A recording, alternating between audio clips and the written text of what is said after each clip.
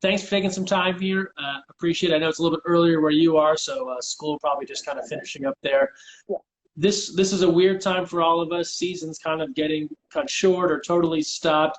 Take us back to when you find out there's not going to be any more water polo. What is that day like? So that day, we were going off into spring break and we weren't completely sure what was going to happen, but I kind of knew. So my team, our amazing group of 11 underclassmen, made an awesome senior night for us overnight with the Wow. help from the parents. And I couldn't have asked for a better gift from them. It was really special and also very sad. But I still had hope, and I still do have hope that we're going to get back to it as soon as possible. So And so since that time, how has your group kind of tried to stay together and stay as a team, even if you can't have games? officials that run the ILH, they are in charge of the water polo with the high schools, and our coaches weren't allowed to contact us during season because it was the break time because of COVID. But as a team, we've been just trying to contact to each other as much as possible. I've been trying to reach out to my underclassmen and see how they're doing, but it's been pretty rough not being able to see them in person. Yeah, as a senior, whether you want it or not, you're kind of a leader. People are looking up to you. What sort of message do you try and give to them to try and stay positive about all of this?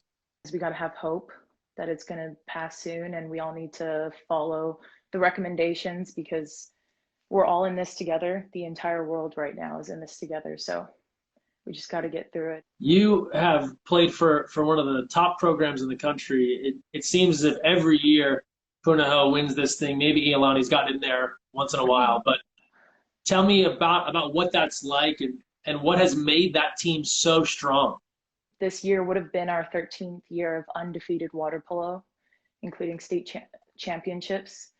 And a lot of the girls tend to stress about being a part of that legacy, but I think it's just so special to be a part of that group. We have a water polo office full of a beautiful wall that our coach made that has all of the inspiring athletes that have come from Punahou, including Brandon Brooks, for example, who actually was the coach that switched me from playing goalie into field. And I think it's very special to be a part of this team and this legacy, and you just have to embrace it. That's surprising. Brandon Brooks, one of the all-time great goalies, but he convinced you to not be a goalie. Yeah. So what is next for you? I believe you're headed to Stanford, right? Yes, I am. And so tell me about that. You talk about teams that are very successful. You're going from one to another, and there'll be that same pressure, right, to be part of a winning program. What are your thoughts as you get ready to go to one of the top programs in the country?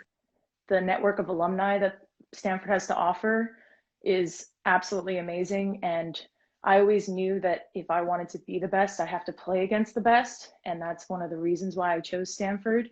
So I'm just so excited to get beat up by top Olympians and top athletes in the world and just become better and better because of it.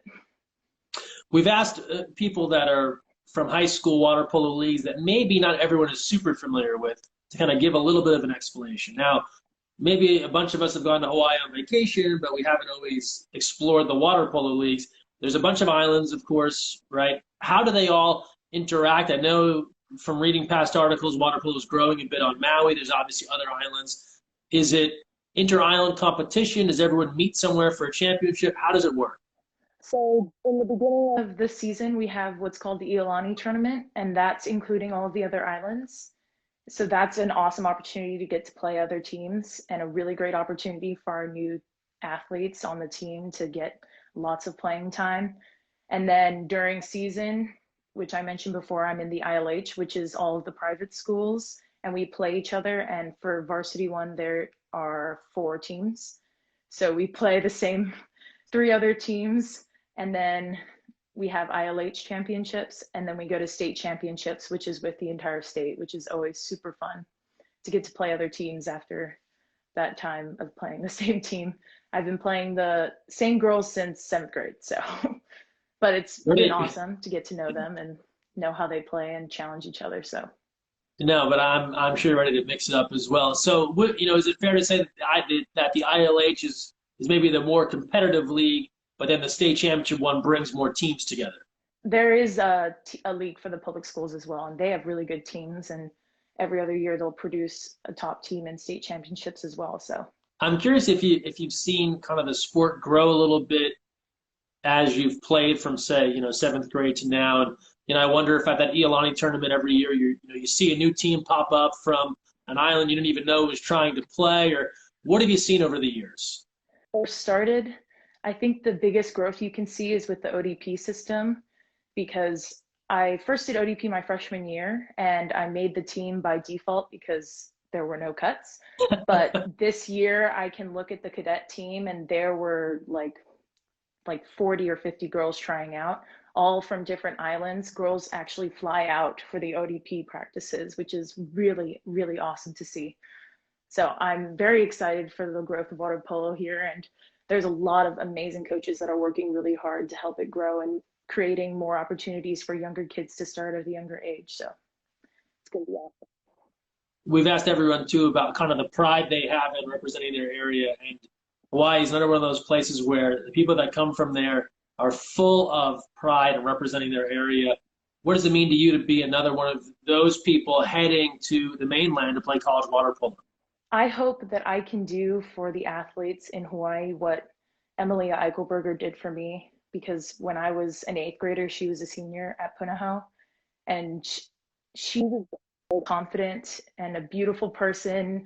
And in the pool, she kicked ass. And I watched that and I was so inspired by her. So I hope that I can do the same for those younger kids in the state of Hawaii as well.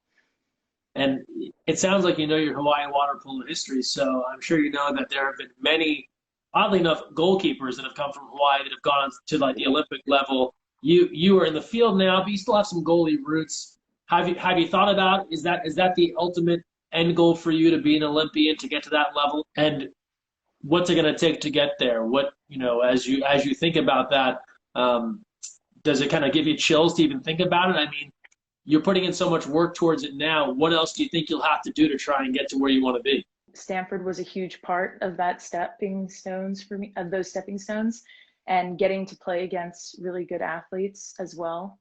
I think right now is an opportunity to learn and a different side of the game and learn about my own weaknesses right now, because I'm not always going to have time to think about these things when I'm just grinding, in training. So I feel like that's going to be very important as well, because the entire world is at a standstill.